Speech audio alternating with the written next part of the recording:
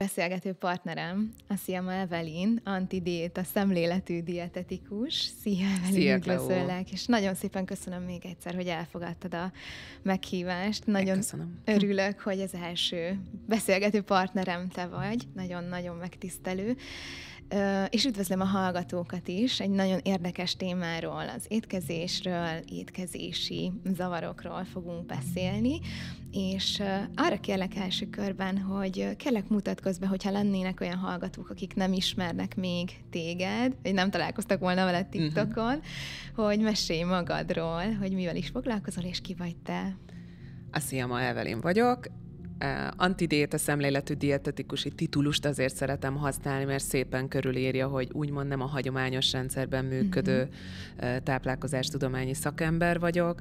Ez igazából annyit rejt magában, hogy ugye már nagyon elindult a táplálkozásnak az értelmezése abban a vonalban, hogy az ideális testsúlyra való törekvés az a cél, amit mindenek felett el kell érnünk, és hát pont erre szeretnék rávilágítani, hogy azért ezt is lehet már túl jól, vagy túl görcsösen csinálni, és hogy mennyire elvonatkoztatunk attól, hogy a valós fizikai és egyébként mentális egészségünk egyébként hogyan is áll. Tehát ez a fajta diéta mentalitás, amit szeretnék nélkülözni, és igyekszem a praxisomban is, és hát majd így a beszélgetés alatt is ki is fog merülni, hogy ugye ez bőven nem pusztán az evésről szól kizárólag. Így van, és én olvastam az oldaladon, hogy intuitív étkezés, hogy mesélsz erről, hogy ez mit akar, ez micsoda, nagyon izgalmas. Igen. Maga az intuitív étkezést sokan szokták úgy értelmezni, hogy hát ez akkor biztosan ösztönön alapuló táplálkozás, ami valahol igaz is, viszont attól sem szabad elvonatkoztatnunk, hogy azért a környezetben nagyon sok minden hat ránk, rengeteg ingernek vagyunk kitéve, és hogy igenis kell az a fajta testtudatosság, vagy szaknyelv szerint interoceptív tudatosság, ami megtanít minket úgy választani, hogy én felelősen el tudom dönteni, hogy erre nekem szükségem van-e, vagy sem. Tehát ez ebben egy nagyon lényeges kérdés, hogy nem az impulzitivitás az, ami számít, tehát, hogy most megízlelnék egy kakaós csigát, vagy megéreztem az illatát, akkor most rögtön azt akarok enni, hanem hogy végig tudom gondolni, hogy igen, akkor miből áll a napom, mikor ettem utoljára, mire van most szükségem, és akkor azt szerint hozom meg ezeket a döntéseket, és az intuitív étkezés egyébként egy úgymond írásba foglalt keretrendszer, tehát ez eredetileg az 1995-ös évben írásba is került, két amerikai dietetikus, Evelyn Tribole és Elise Resch által, és mára forta ki magát. Egyébként a könyv már a 4. kiadásnál jár, és ez azért nagyon fontos történet, hogy nem 95-ben meghatározott szabályok szerint működik a mai napig, mert nem is lehetne ez egyébként így életszerű, hanem pont amiatt lett mára már evidence-based, tehát bizonyítékokon alapuló, hogy több mint 200 kutatás áll már jelenleg rendelkezésre, hogy az intuitív evés milyen mértékben tudja az egészségünket javítani. És ebben is látható, hogy ez abszolút nem csak a táplálkozásról szól, hanem nagyon nagy hangsúlyt fektet arra, hogy milyen egyébként a kapcsolatunk a mozgással, és egyáltalán a saját magunk testképével. Mert ugye ezek azok a tényezők, amelyek szintén, mint külső tényezők tudják nagyon befolyásolni, hogy én mi alapján fogom választani az ételt. Abszolút, és most nagyon jó témákat hoztál még be, amit majd még ki fogunk bontani. Ha jól értem, akkor ebben van egy nagyon magasfokú tudatosság az intuitív étkezésben. Tehát, hogy pont nem tényleg, ahogy mondtad azt, amit sugall, hogy akkor én most amit éppen szeretnék és megkívánok, hanem van egy tudatosság mögötte. Így van. És hogy a másik kérdésem még az antidiéta szemlélettel kapcsolatos, hogy nagyon tetszik ez a felütése, és hogy erről mesélj kérlek, hogy ez micsoda, meg hogy milyen módszerrel dolgozol. Maga az alap nevezzük definíciónak, ami ennél lényeges, az úgynevezett diétakultúra. Ugye már abszolút kialakult egy olyan jellegű hiedelemrendszer, hogy akkor mitől leszek egészséges, és hogy már igazából ez mindig tiltólistákon, korlátozásokon alapuló, és nagyon-nagyon fontos, hogy ezek rendszerint rugalmatlan szabályok, tehát, hogy akkor hány órakor egyek, mit tegyek, és milyen mennyiségben. És hogyha valaki éli az életét, akkor lehet, hogy ideig, óráig ezt tudja tartani, és nagyon-nagyon fontos, hogy ilyenkor visszacsatolónak ugye mit tud használni? Csak a mérleget, meg a centiket. De hogy ezt nem nézzük, hogy ez milyen áron tudom egyébként megvalósítani. És amikor elkezdtem konkrétan foglalkozni táncművész növendékekkel, és ugyanazt a fajta önelégedetlenséget tapasztaltam, mint egy, nem tudom, 3 gyermekes középkorú édesanyánál, akkor azért úgy én is elhatároztam, hogy ebbe sokkal határozottabban kell beleállni, hogy nem lehet ez az életünk célja, hogy én hány kiló akarok lenni, hanem az egészségünk az egy bőven több faktoros történet, és hogy egyáltalán kinek akarok ezzel megfelelni, mit akarok valójában egészség címszóval elérni. Tehát, hogy ezt a fajta diétakultúrát fogja megkérdőjelezni, amiben nagyon fontos szerepe van ugye az úgynevezett idealizált testalkatoknak, tehát ezt már a legeslegelején tisztázni kell, hogy oké, hogy fogyni akarok, de miért, kire akarok hasonlítani, stb. Tehát ezt tisztázni, hogy attól még, hogy ugyanazokat esszük, ugyanazokat edzünk, nem lesz ugyanolyan testünk, és hát ezzel a szlogánnál pedig nagyon-nagyon sokan élnek, hogy hát tessék, én ezt a terméket választom, én így ezzek, stb., akkor úgy lehet kockás hasizmod. Ez nem igaz. Tehát, hogy ezeket az illúziókat muszáj felismerni, hogy irreálisak, mert innentől kezdve fogok akár egészségtelen viselkedést folytatni éveken, évtizedeken keresztül, és végül azt fogom észrevenni, ezt nagyon gyakran hallom, hogy belefáradok ebbe az egészséges életvitelbe, holott az biztos, hogy nem egészséges, hogyha ezt a fáradást vagy feladást érzem.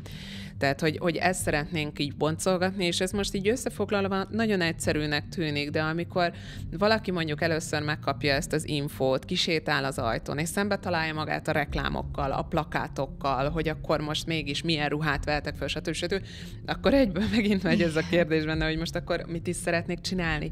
Tehát ahogy mondtad is, hogy ezt a fajta tudatosságot ezért kell kiépíteni, hogy akkor egyrészt én magam milyen testképpel rendelkezem, mi minden befolyásolja az én testképemnek az alakulását, és igenis vissza kell már menni akár gyermekkorig, hogy talán már otthon voltak olyan szabályok, amikor már előtérbe került, hogy én egyébként hogy nézek ki, vagy hogy kéne kinéznem, milyen közösségben mozgom, ott milyen, nem tudom, idealizált testalkatnak, testméretnek kéne megfelelnem, és egyébként mik azok az egyéb úgynevezett triggerek, amelyek nálam ezt a piros gombot be tudják nyomni, hogy jó, most akkor kapcsolok egyből a diétázásba, vagy ne adj Isten evészavarok esetén a nem evésbe, vagy a túlevésbe. Igen, és nagyon fontos téma, mert azért is jött nekem ez az egész ötlet, hogy veled szeretnék beszélgetni, mert ugye egyéni kísérésben több nővel találkoztam a praxisom során, ahol ez előjön, és azt gondolom, hogy talán nincs is olyan ember, akit ne érintene meg ez a téma valamilyen szinten, ne lenne valamilyen szinten problémája önmagával, az önbecsülésével, önbizalmával, ne adj Isten, testképzavara van, tényleg a sok idealizált, és ahogy mondtad, hogy mérjük centibe, meg azt gondoljuk, hogy a kiló, holott ez annyi mindentől is függ, és biztosan erről is még fogsz majd beszélni, hogy én is azt tapasztaltam, hogy már gyerekkorban ez nagyon korán elkezdődik, és egy nagyon nagy szenvedés, nyomás tud lenni felnőtt korban így élni, és nem, tehát ugye nem csak a tudatossággal, hanem tehát így az önismerettel is összefügg ez az egész. Nem egy különálló dolog, hogy én mit gondolok magamról, mit hozok otthonról, így ahogy mondtad, hogy otthon milyen szokások voltak. Itt most csak azok jutnak eszembe régen, hogy amíg nem eszed meg, addig nem állhatsz föl az asztaltól, vagy meg kell lenni. Ugye régen az idősebb korosztály, ugye, hát persze ők még háborúból jöttek, meg nem tudom, sok mindent megéltek, és ott tényleg szent volt az étel, amit kiraktak az asztalra, és ott nem volt olyan, hogy a kenyércsücskét kidobjuk. Igen. És ugye ez a szemlélet, meg akkor, ahogy megmaradt, közben akkor ott van, hogy ami a tányéromon van, nekem azt meg kell lenni, ha ezt mondjuk belénk nevelik. Igen. És akkor ugye aztán ez még mit tud okozni később, hogy akkor szorongok, hogy de én a ételt nem hagyhatok ott, nem dobhatom ki, akkor is megeszem, ha nem esik jól. Vagy ugye mit kaptam, akár kisgyerekkorban, egy óvodában, vagy mondtam, hogy lehet, hogy behozom azt a témát, hogy most a Barbie film, ahogy megjelent, és nekem is eszembe jutott én saját gyerekkoromból, ahogy kislányként ezekkel a babákkal játszottam, és hogy a saját megélésem kapcsán is van, hogy tényleg már óvodába ott jött az, hogy ki az, aki duci, mert ő nem úgy néz ki, és akkor a babák se úgy néznek ki, és hogy már gyerekként is ott van bennünk egy ilyen idealizált testkép, és aztán ez felnőttként is olyan mélyen bennünk van, hogy nem is vagyunk rá tudatosak, hogy miért is bántjuk önmagunkat. Igen. Hát nagyon-nagyon sok témát feldobtál így egyszerre. Próbálok, nagyon-nagyon jók, azért szeretnék így majd, hogy nem mindegyikre reflektálni. Nagyon jó, hogy mondtad akár a szülői, nagyszülői, dédszülői elveket, mert ezeknél gyorsan szeretem mindig tisztázni, hogy nem az a megoldás, hogy akkor most szólok a Nagyinak, hogy Nagy, én miattad vagyok evészavaros, mert valószínűleg nem ez volt Nagyinak a célja, hanem azok a körülmények, amikben ők nevelkedtek, és ez nagyon-nagyon fontos, hogy akár mély szegénységben, akár háborús körülményekben, egyéb egzisztenciális okok miatt lehetnek olyan evési szokások, amelyek a túlélést segítik. Tehát akkor az a megfelelő megküzdési eszköz. Na most az a kérdés, hogy mennyire vagyunk hát ebből a szempontból adaptívak, mennyire tudunk jól alkalmazkodni az jelenleg valóban reális körülményben, tehát hogy tényleg nekem, ami jelenleg a tányéromon van étel, az biztos, hogy el kell pusztítanom. Egyrészt, hogy akkor rendszerességében, persze lehet most az összetételéről is beszélni, de hogy amúgy a mennyiségében is látok egy ilyen nagyon nagy különbséget, tehát hogy annó, hogy akkor mindent tegyél meg a tányérodról, jelentette egy mennyiséget, igen, és jelent most, és tehát hogy ebben is van azért egy hatalmas változás. A másik kérdés, ahogy így a játékokra kitértél, és a babákra, tehát hogy ugye ez nagyon-nagyon fontos, általában evészavaroknál szoktunk erről beszélni, hogy úgynevezett fenntartó, vagy hajlamosító és kiváltó tényezőket érdemes megkülönböztetni. Tehát nem lehet azt mondani, hogy most valakinek akkor testképzavara attól a Barbie babától lesz, hanem valóban arra érdemes úgy rákérdezni, hogy ami a fejében van kép, hogy az ő testének milyennek kell lenni, azt mégis mihez köti.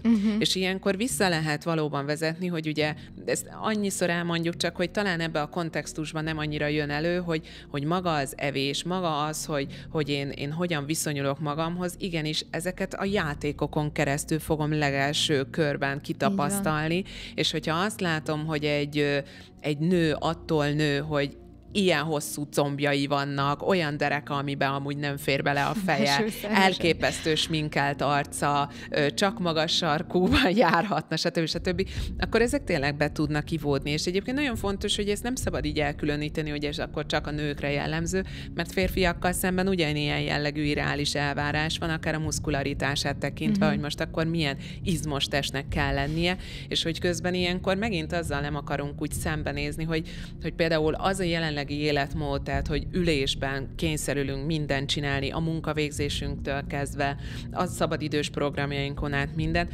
Egyszerűen azt a fizikai aktivitást nem teszi lehetővé, hogy igen, például az izomzatunkat, az izületünket, és egyébként összetetten az idegrendszerünket úgy használjuk. Tehát, hogyha valaki egy ilyen izmos testet akar fenntartani, egyrészt vagy olyan genetikai háttérrel kell rendelkeznie, hogy ahhoz jelentős mennyiségű kifejezetten edzésre van szüksége.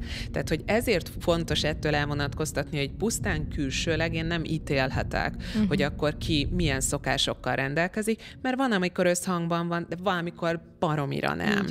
És hogy ez a stigma sajnálatosan az egészségügyben is abszolút létezik, ugye ott testtömegindexnek hívjuk, amikor testmagasság, testsúly szerint meghatározom, hogy ez most ideális, vagy túlzott, vagy alacsony.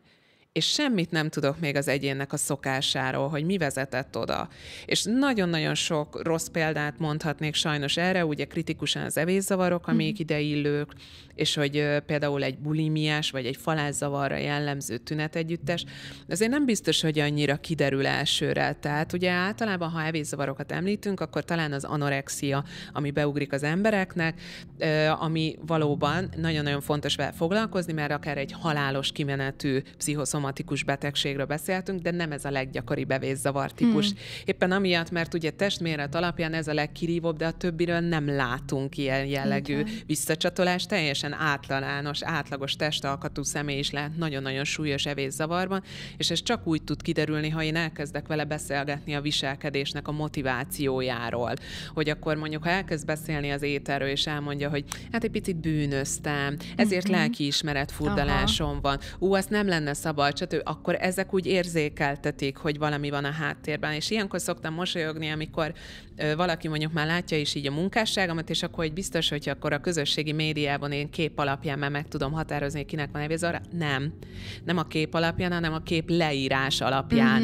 Tehát amit ő ott összefoglal, hogy egyébként mit emel ki a képről, mert van olyan, hogy valaki tényleg mondjuk megint csak egy idealizált testalkatával kitesz egy fotót, és elkezd mesélni arról, hogy milyen helyeken járt, és hogy végre végre olyan emberekkel találkozott, akikkel nagyon ritkán evett, mert igen, megéheztek útközben. Ez egy teljesen egészséges kapcsolat a testképpel és a mozgással, minden egyébbel. Viszont ha valaki mondjuk így arról kezd el beszélni, hogy nem volt könnyű munka, hogy ezt elérjem, és hogy most nagyon dolgozok azért, hogy ez fennmaradjon, és hogy ezért megszűröm, hogy mit teszek, tehát ez a túlzott fókusz, nem azt mondom, hogy egyértelmű jel, de mindenféleképpen gyanújelnek könyveljük el, és akkor innentől kezdve jön az egyéb megfigyelés, hogy valóban tud-e valami másról is beszélni, vagy ha kizárólag ez az egyetlen téma, tehát egy beszűkült érdeklődési kör van ebben a tekintetben, akkor ezzel érdemes foglalkozni. Ez nagyon jó, hogy behoztad, mert két dolog is eszembe jutott ezzel kapcsolatban. Egyrészt pont ez, hogy nagyon sokszor tényleg csak akkor felismerhető, és hogy sokkal több ember küzd ezzel, mint gondolnánk. És ugye én hivatalosan nem foglalkozom, és nem is foglalkozhatom olyan emberekkel, akiknél én azt érzékelem, hogy ez már a zavar kategóriába tartozik. Viszont vannak olyanok, akiknél érzem, hogy ezt a beszűkült fókuszt, hogy nagyon erős a kontroll, ahogy fogja, hogy a saját testem fölötti kontroll, és érzem, hogy ott rezeg a léc, hogy ha ezt tovább viszi, akkor ott már súlyosbodhat ez a dolog. És pedig a másik pedig, amit említettél, az pedig egyrészt a férfiak, hogy mennyi férfinak van hasonlópról, és erről szerintem nagyon-nagyon keveset beszélünk, és külön köszönöm, hogy behoztad, és ugyanígy szeretném megemlíteni azokat, hogy nem csak nem akarom túlsúlynak nevezni, mert általában amit túlsúlynak nevez a mainstream média, az akár a normális. Akár egy magasabb testsúly. Igen, hogy nem csak őket érinti, hanem nekem nagyon sok olyan kliensem van, akik azért kapnak bántást, mert vékonyak. Igen. És hogy az ugyanúgy bántó, az ugyanúgy fájdalmas. Persze. Szóval, hogy talán már ezt azért többször kiemelik, de hogy szerintem erről is érdemes beszélni. Igen. És hogy, bocsánat, szólj hozzá, hogyha mondanám. Nyugodtan, majd utána. Csak hogy itt akartam behozni ugye a social médiának a hatását, hogy sokat beszélünk róla, de nem eleget, azt érzem, és hogy ott is megjelenik, ugye most van egy plus size, és egy nobody shaming hullám, és még azért mindig ott vannak a top modell alkotó nők, és az a kategória, és ha megnézzünk egy divat rendezvényt, akkor még mindig csak amit plus size-nak neveznek, az még közelébe sincs szerintem a normál kategóriának. Igen. És közben meg van egy másik oldal, ahol plus size, és ott is már én úgy látom, hogy ott meg már kezd egy picit a túloldalára elmenni a dolog, hogy valahol, hogy hol van az igazság ebben az egészben. Ott van mindig, tehát az a legidealizáltabb, ha nincs ideál. Ezt szoktam mondani. Wow. Tehát nagyon érdekes, egy kolléganőmmel beszélgettem arról, hogy most akkor teremtsek igazat, mert hogy ugye egy időben valóban nagyon kiemelték, hogy kifejezetten a keblesebb, úgymond csípősebb hölgyek, akik most idealizáltak, és akkor ő most a vékony testalkatával, akkor most ő lesz itt a kisebbségben, és mondom, látod, pont emiatt nem szabad egyetlen testtípusra azt mondani, hogy akkor ez a jó, mert nincs ilyen. És például evészavarok kezelésében ez egy alaptétel, hogy evésre, testméretre nem teszünk megjegyzést. És ez nagyon érdekes, ezt gyakran szoktam hangoztatni, és akkor felmerül akár egy közösségben, egy társaságban, hogy de akkor miről beszélünk? Tehát eddig olyan jó volt mindig kidumálni, hogy ki mennyit hízott, fogyott, hogy most akkor szottyat lett, ez lett, az lett, és hogy most akkor nem ez, akkor mi? Talán megkérdezem, hogy mi történik vele, hogy hogyan érzi magát a munkahelyén, mi van a párkapcsolatában, tehát, hogy igen, ezek a mélyebb dolgok akkor így előjönnek, hogy jaj, lehet, hogy igazából nem is ismerem azt a haveromat, akivel már együtt lógunk egy ideje. Tehát ez elképesztő mértékű, ez az úgynevezett testsúly stigma, és ez nem csak a nagyobb testméretre, hanem ahogy említetted, vékony testalkatra, de bármire igaz ez, és abszolút nem csak testsúlyon alapuló, hanem így lehet ugyanúgy, ugye származás szerinti, ez gánai magyarként végképp egy nagyon nagy olyan terület, ami mellett fontos kiállnom, de lehet vallás alapon, a nemi megkülönböztetés, szexuális orientáció alapján, az életkori sajátosság, tehát ott is egy óriási szakadék van, hogy ugye különösen a médiában, hát mit látunk, inkább mondanám, hogy a középkorosztály, de ez sem igaz, hanem inkább a 10-20 éves korosztályt, és hogyha valaki ez alapján ugye kezd változni, akkor megint elindul ez a fajta, nem csak, hogy önelégedetlensége, hanem ez a céltalanság, hogy ugye érzi már, hogy változik a teste, nem feltétlen az ő szokásaitól, hanem mert ez a biológia. És hogy akkor ő most mit csináljon, mert erre példát nem lát. Tehát, hogy ebben van a nagyon nagy hiány, hogy nincs ez a fajta diverzitás, sokszínűség, hogy akkor jó, akkor én el tudom magam helyezni, hogy igen, ő egy, nem tudom, 50 éves hölgy, és akkor kb. Így vagyunk, mert hogy már akkor is, pláne, hogyha mondjuk színésznő, akkor inkább a 20 éves saját magára szeretne hasonlítani.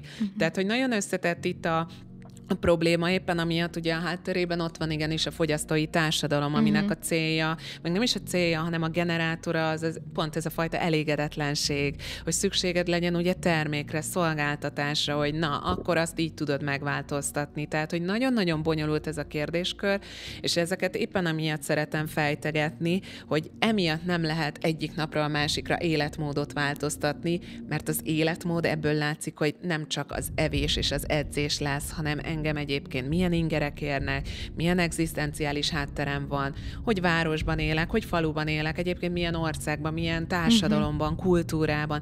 Tehát ezek mind-mind befolyásolni fogják az én szokásaimnak az alakulását is, és hogy tényleg gyakorlatilag 25. dolog lesz, hogy a testem amúgy hogyan néz ki. Igen, és beszéltünk arról is, hogy mennyire összefügg az önismerettel ez az egész. Hogy kulcsfogalmat említettél azzal, hogy kontroll. Hogy mi az oka annak, hogy egyedül az evésem szabályozásában érzem azt, hogy irányítani tudok valamit, hogy valamiben sikerélményem van, hogy valamiben bátorítanak, hogy valamiben azt érzem, hogy elismerésben van részem.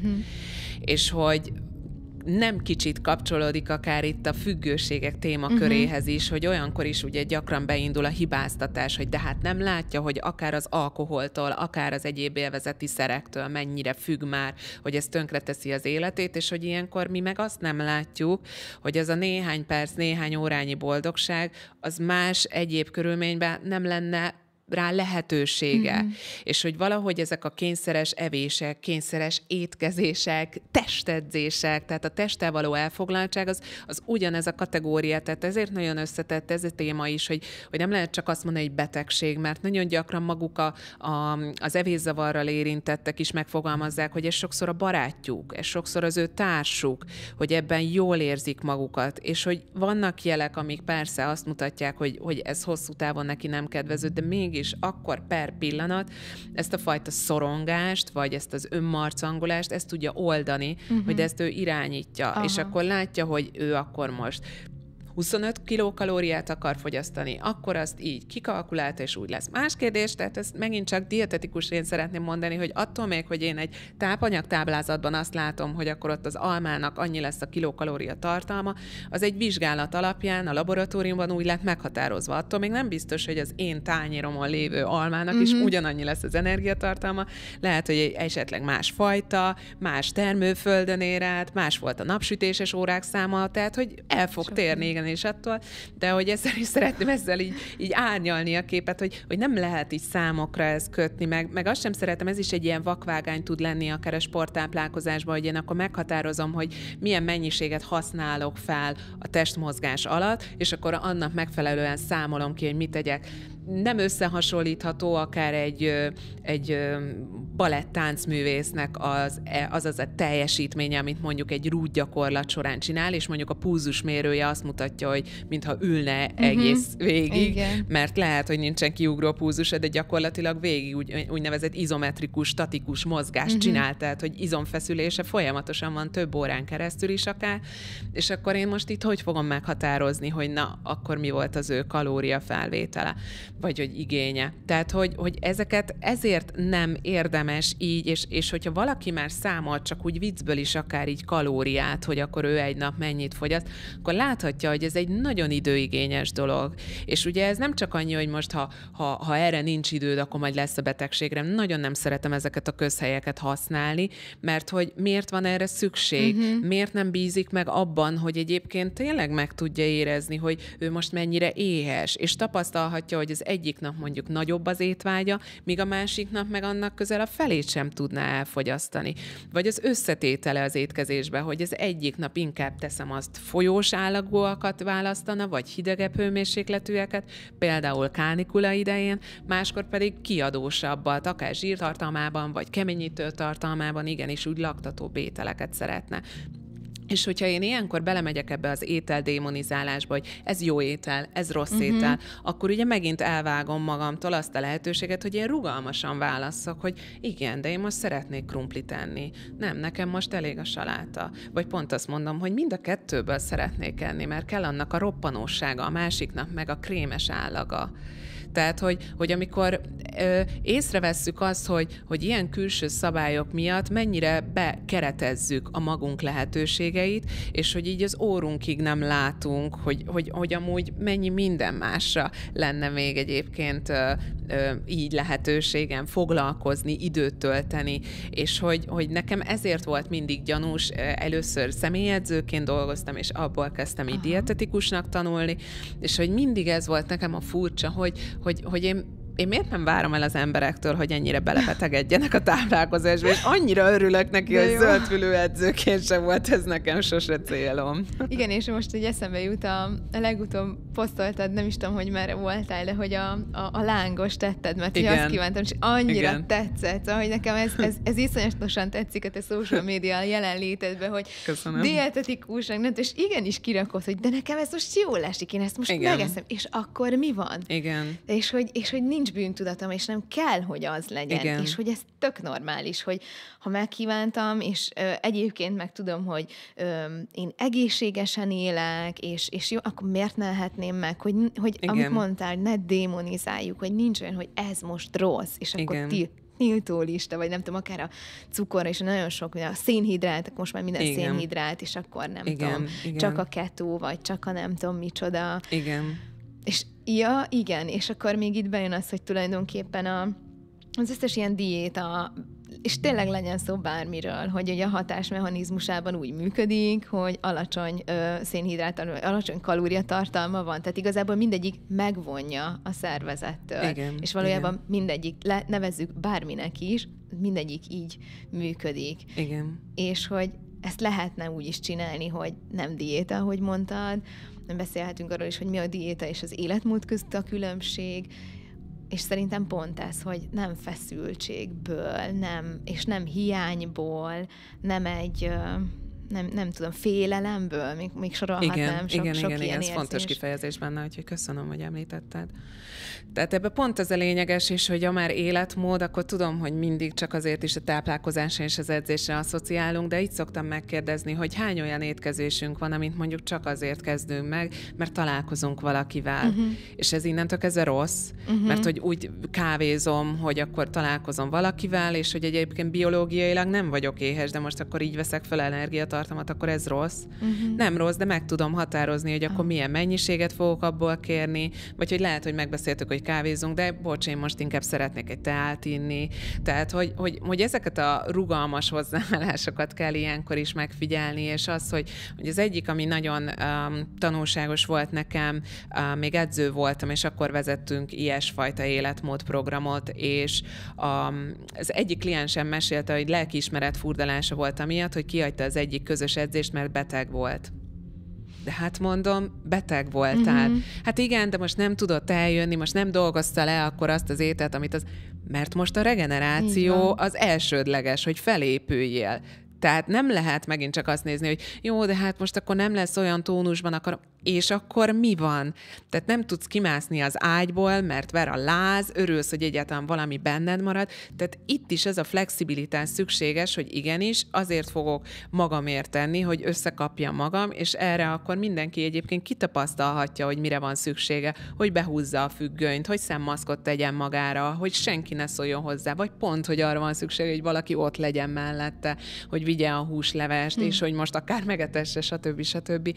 Tehát, hogy hogy ezeket mindig megnézni, hogy az, hogyha én egy fix evési rendszerhez fogom magam kötni, akkor nem veszem például ezt észre, hogy igen, most megváltozott az egészségi állapotom, megváltozott a körülményem, hogy mit tudok enni. Én például gyakran táboroztatok, és ott is nagyon érdekes nézni sajnos, hogy már a fiatal korosztályban is előjön, hogy hát én nem fogom megenni ezt az ételt, mert tele van cukor, stb. És akkor tudod, dietetikusként szeretem elmondani, és sportolókkal foglalkozom, te egy nap itt 3-szor fogsz még kidobósozni, florbólozni, rohangálni, domnak föl le számháborúzni, úgyhogy bocs, de azt az energiát bőven el fogod használni. De hogy inkább akkor ő nem enne, mert hogy az mit tesz az alakjával. Tehát, hogy akkor bele kell menni egy drámatábor kellős közepén, hogy akkor ezek hogyan is működnek. Wow, úgyhogy és hány évesekről beszélünk? 10 éves korosztály, tehát általános iskolai korosztálynál.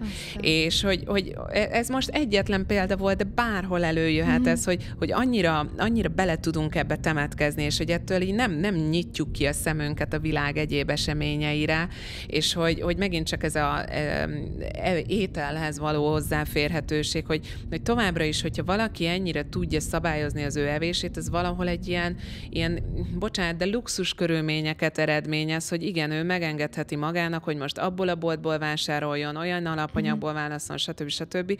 És itt is akár Magyarországon belül óriási különbség van. De inkább azt a példát szoktam mondani, ez a kisfiam hozzátáplálásánál ért, ugye dietetikust elképzelhetjük, hogy na most akkor meg kell mutatnom, hogy én mit csinálok, hogy akkor ott meg volt a táblázatban, hogy először kapjon almát. De hát mondom, én, hogyha most Gánában lennék kint, honnan szerzek európai almát, mert Gánában ég alól föld alól nem tudsz almát szerezni, mert nem terem meg. Tehát, hogy egy kicsit ott is elindult ez, hogy ezt másképp kell nézni, és hogy igen, és akkor a gyermekemnek amúgy mi esik jól, és vissza fog jelezni. Tehát nagyon sokat lehet egyébként tanulni így a babáktól, a kisgyermekektől, tehát, hogy bennük úgymond ez az intuitív létezés sokkal elemibb, mert ott ugye kevésbé tanulták még azokat a szabályokat, amiket így a társadalomhoz, a közösségbe való illeszkedéshez el kell sajátítanunk. Tehát, hogy ezért ösztönlények, hogyha éhesek, sírnak. Hogyha elég volt, elmennek játszani. És hogyha mi ilyenkor azt mondjuk, hogy nem, ezt a 125 milliliter, nem tudom micsodát el kell fogyasztanod, akkor egy gyerek dühöngeni fog, mert ő nem kéri. És hogy ilyenkor szeretek visszakérdezni a szülőnek is, hogy jó esetben neki is van olyan, hogy egyszer érzi, hogy oké, hogy most az egy adag, mert ő azt mondta, vagy valaki azt mondta, de érezheti, hogy ez elég volt. Annyira jó azt is, hogy behoztad, és köszönöm, ugye kismamákkal is, kisgyerekes anyukákkal is foglalkozom, jogaoktatóként is, és igen, ahogy mondtad, mennyit tanulhatunk tőlük, hogy ő pontosan tudja neki, mikor van az elég, mert hogy őt még ezek a sok külső tényezők nem befolyásolják, és hogy itt ezt érzem, és javíts ki, ha tévedek, de hogy talán ez a kulcs, hogy merjünk rugalmasak lenni, és akár az ösztöneinkre hallgatni, hogy mi az elég, és hogy tényleg ez egy hullámzó, hogy éppen ma mi az, ami jól esik, és itt, amikor ezt mesélted, akkor nagyon bekapcsolt, hogy hozzászóljak, hogy igen, és a nőknek még a ciklusa is, hogy ezt is tegyük hozzá. Pontosan. Hogy ott is nem ugyanazt fogom kívánni, és nem ugyanazt a mennyiséget a ciklus bizonyos pontjaiban, mert hogy a hónapban össze-vissza változik, nem össze-vissza jó esetben, bocsánat, de hogy változik, hullámzik az, hogy mit teszek, a hormon, az érzelmek, ugye az étkezés és az érzelem megint csak összekapcsolódik. Pontosan, igen. Tehát, ezt szerettem volna még itt kiemelni. Igen. Így van, igen. Nagyon gyakori kérdés, hogy te miért eszel. És ez lényeges akkor, amikor azt mondom, hogy én most ezt kívánom meg, én most ezt akarom enni, de miért? Tehát, hogy egyfajta biológiai éhségről beszélhetünk, vagy érzelmi alapúról. És hogy pont ez a fajta intuitív evés, én jobban szeretem így az evés, mint az étkezés szó, csak így lett így ismertebb itthon, nagyon nagy hangsúlyt fektet erre, hogy meg tudjuk különböztetni az érzelmeinket. És hogy ez egy fontos része, hogy az érzelmeket igazából így testi kivetülésükben tudjuk érzékelni, tehát hogy attól én még, hogy azt érzem, hogy a gyomromban van valami, ez nem biztos, hogy az étel fogja gyógyítani. És ez nagyon fontos, hogy ez évtizedek után egyébként ez nem ilyen tudatos, hogy a gyomrom fáj, akkor most nekem keksz kell rá, hanem például eredethető onnan, hogy gyermekként mindig, amikor szomorú voltam, étellel voltam vigasztalva. És megtanulom érzelmi síkon, tehát fontos, hogy nem a mechanikus úton, hogy most a gyomrom mennyire forgatta, vitte tovább a vékonybélbe, hogyan szívódott fel, hanem érzelmileg, hogy volt egy szorongott állapotom, ami enyhült. az étkezés során. Na de nem biztos, hogy az ételtől, hanem attól, hogy akkor ilyenkor valaki oda jött hozzám, éreztem a közelségét, beszélgettem vele. Tehát gyakorlatilag az étel alibi volt, de maga ez az érzelemváltozás, pozitív változás, ez már nekem is egy ilyen kapcsolatot fog akkor kialakítani, hogy oké, az étel az én érzelmeimet kezeli, és ez nem mindig igaz. És azért mondom azt, hogy nem mindig, mert ugye például egy tipikus éhségjelünk amúgy, amikor így ingerültebbek vagyunk, feszültebbek vagyunk, és akkor ezzel így lehet poénkodni, és figyelj, nem kéne enned, mert kibírhatatlan vagy. És hogy ez egy... Hangry. Igen, és ez abszolút igaz, mert hogy idegrendszerileg beindul egy ilyesfajta irritabilitás az energiahiányra utalóan, tehát hogy így érzékelteti, hogy itt valami most szükséges. Na de el lehet azt attól különíteni, hogyha én akár hónapokon keresztül érzek egy olyasfajta stresszes állapotot, ami valami más vált ki, tehát hogy ez lehet egy munkahelyi légkör, ez lehet egy megromlott párkapcsolat, egy akár ahogy mondtad, hogy szülők válása, stb., hogy ez nem a nem evés, tehát ugye egy korlátozó típusú evészavar esetén, sőt nem a túlevés, vagy nem az édességevés fog megoldani.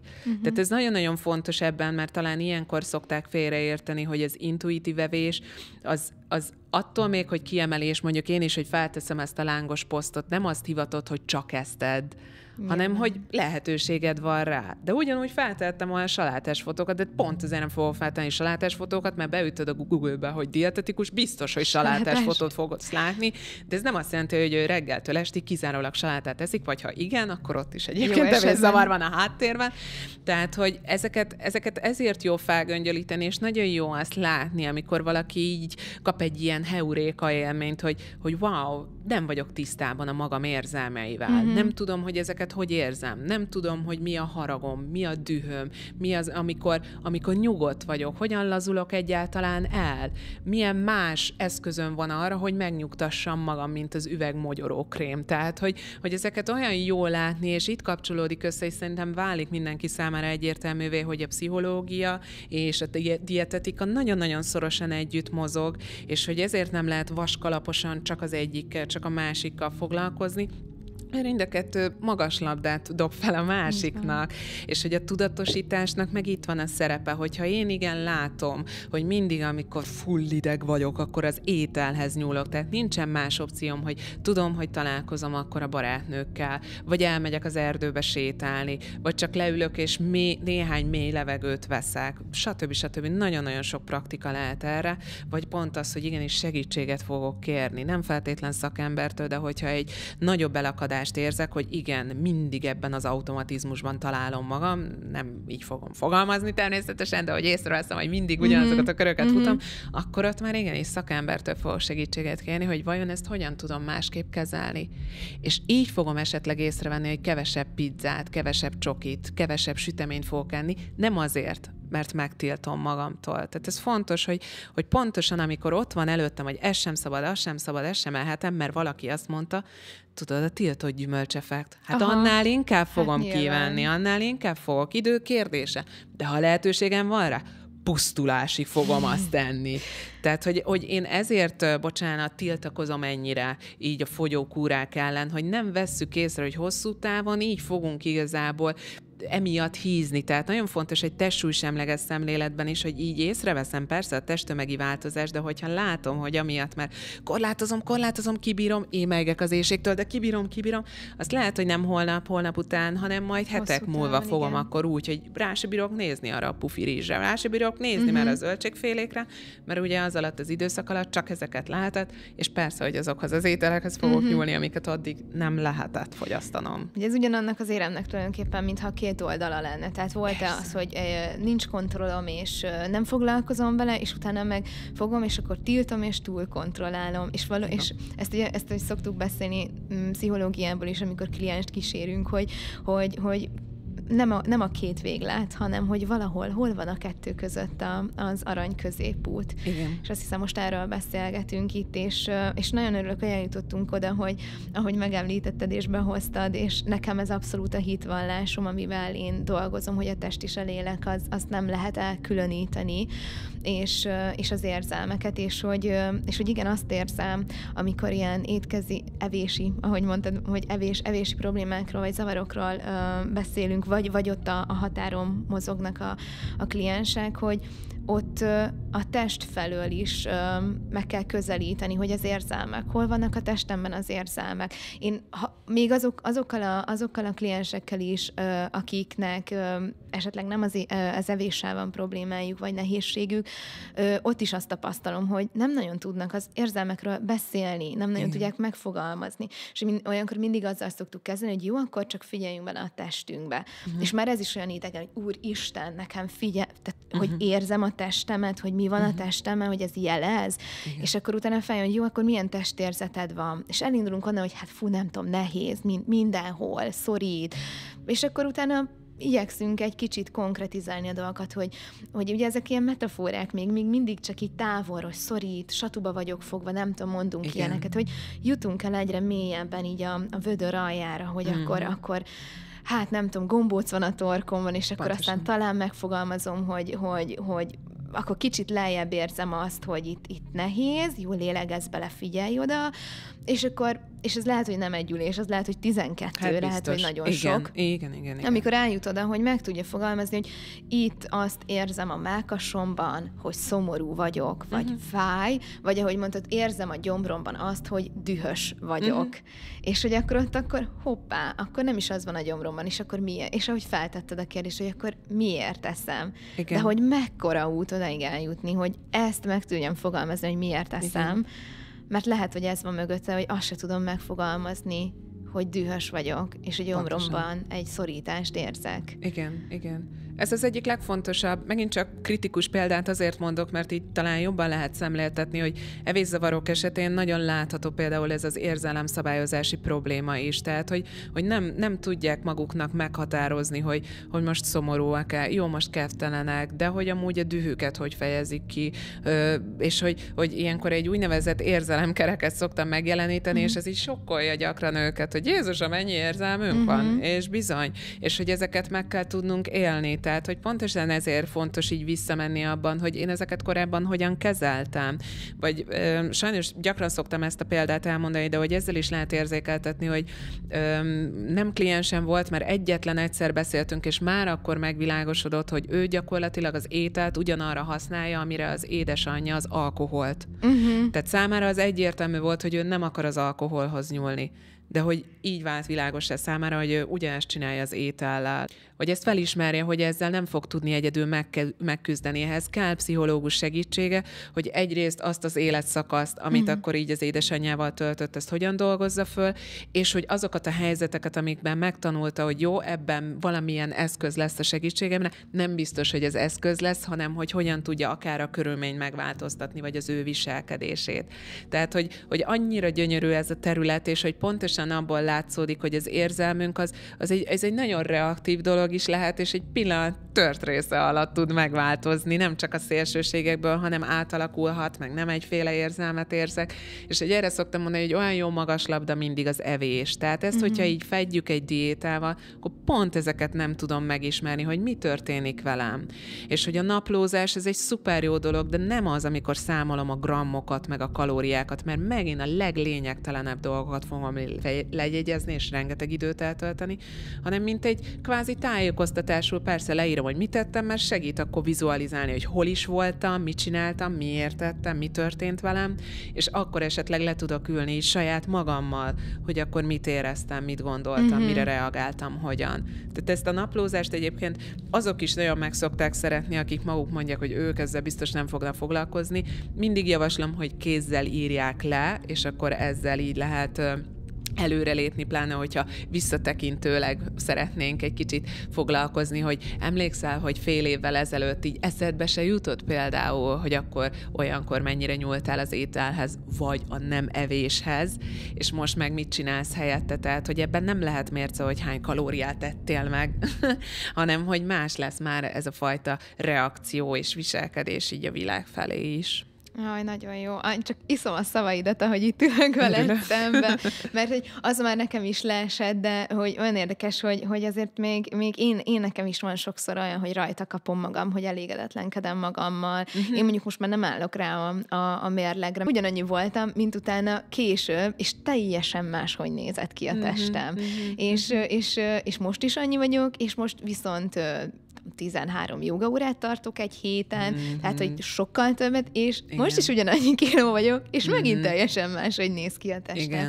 Hogy annyira semmit nem jelentenek ezek a számok, hogy semmit nem mond el az, hogy egyébként én most jól vagyok, vagy jól voltam meg gimnazistaként, vagy jól voltam meg akkor, amikor ott egy fogyás után voltam ott egyébként pont nem voltam jól a gimnáziumban, meg pont azt éreztem, hogy én vagyok a leghúsisabb, meg nem tudom, akkor ott jött ez,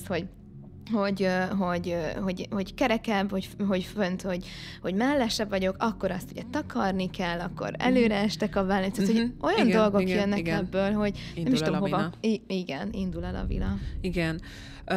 Hirtelen akartam volna erre reflektálni, de hogy ez a nagyon fontos része, igen, ahogy fogalmaztál, hogy húsisnak érezted magad, nagyon fontos ilyenkor kifejteni, hogy nem az a probléma, hogy húsisnak érzed magad, de mi történik az osztályban ilyenkor? Kiközösítenek, akkor már nem akar senki veled barátkozni. Tehát ezekkel kell foglalkozni, és ilyenkor is a kommunikáció a legnagyobb kincs, tehát ez egy zsákutca a szülői vigasztalásban, hogy nem kövér vagy gyönyörű, vagy mert ha valaki kövér, nem lehet gyönyörű, hanem hogy mi történt, és hogy érzed magad, és szerinted mit kellett volna tenni? Vagy az, aki csúfol, tudjuk-e, hogy esetleg vele mi történik? Hát hányszor látjuk ugye az, hogy pont aki bánt, aki sért, vele vannak a legnagyobb problémák a háttérben, és ezt nem azt mondom, hogy ezzel vigasztaljuk magunkat, hogy jó, neki még rosszabb, és kész, hanem hogy amikor előjön a klasszikus példája, hogy ez nem rólam szól. Engem ér a bántás, de ez valójában nem az én sorom, meg nem velem van itt a probléma, és akkor, ha más nem, legalább ez a bizalmi kapcsolat szülő-gyermek között ki tud alakulni, hogy igen, ha őt bántják, ha ő egy rossz helyzetben van, akkor meg tudja osztani például a szüleivel, hogy mi zajlik vele. Tehát ez a legrosszabb reflex, hogy jó, akkor együtt diétázunk. Tehát ez megint annak a erősítése, hogy igen, csak a külsőség számít. Ez egy nagyon-nagyon rossz, nem csak nevelési elv, hanem minden szempontból, igen. Tehát, hogy bőven megint csak nem az evésről, hanem, hogy ezt meg kell beszélni, hogy ez miért okoz benne ilyen gátat, és ez meg így tud egy pozitív lavinát indítani, hogy akkor lehet, hogy így már az osztálytársai is kapcsolnak, hogy mi történik még. Úgyhogy nagyon-nagyon érdekes, és hogy én pont amióta így élesen az evészavarokkal foglalkozom, alapozza meg sokkal jobban azt a fajta szakmai zsargonban így hívjuk, hogy multidisziplináris szemléletet, hogy a társszakmákkal hogyan tudunk együtt dolgozni. Eddig olyan hülyén vették ki magát, hogy itt vagyok dietetikusként, most akkor felhívom a pszichológust, de így adott, hogy igen, kezdett mesélni arról, hogy kerüli mondjuk az étkezéseket, mert szorongatnak a társaságába, stb. Ez például pszichológiai ülése be kell vinni, tudok konzultálni a kollégával, hogy ő mit tapasztal, esetleg beszéltek erről korábban, tényleg érzi-e, hogy itt is probléma van. Tehát, hogy most már annyira jó érzés nekem is, hogy nem én vagyok a mindenható, és akkor ezt a problémát egyedül kell megoldanom, hanem igenis akkor beszélek pszichiáterrel, családterapeutával, a szülővel, az edzővel, stb. És hogy közösen fogjuk akkor ezt a segítést ellátni. Tehát ez már csak ebből a szempontból is szerintem egy nagyon-nagyon kedvező helyzet mindenkinek, egyrészt a kliensnek, hogy akkor ő biztonságban, egy teljes ellátásban érzi magát, és maga az ellátó is, hogy nem csak a maga területét látja, hogy abban milyen viselkedés volt, hanem ez egyébként mi történik más-más szegmenseken belül. Nagyon, nagyon fontos ez, hogy ezt így kiemelted, és hogy ezt így elmondtad. Nekem még az lenne a kérdésem itt, hogyha így ezt a beszélgetést, bár nem lehet szerintem összefoglalni, úgyhogy tök jó, ha mindenki ezt így végighallgatja, mert rengeteg jó infó volt benne, és hasznos, hogy így az antidiéta szemlélettel, intuitív étkezésen mi az, amit így tudsz tanácsolni a hallgatóságnak, hogy hogyan próbálják, vagy milyen szemlélettel próbálják megélni a hétköznapjaikat, ami segítség lehet. Szerintem ez egy praktikus kérdés, hogy miért teszel.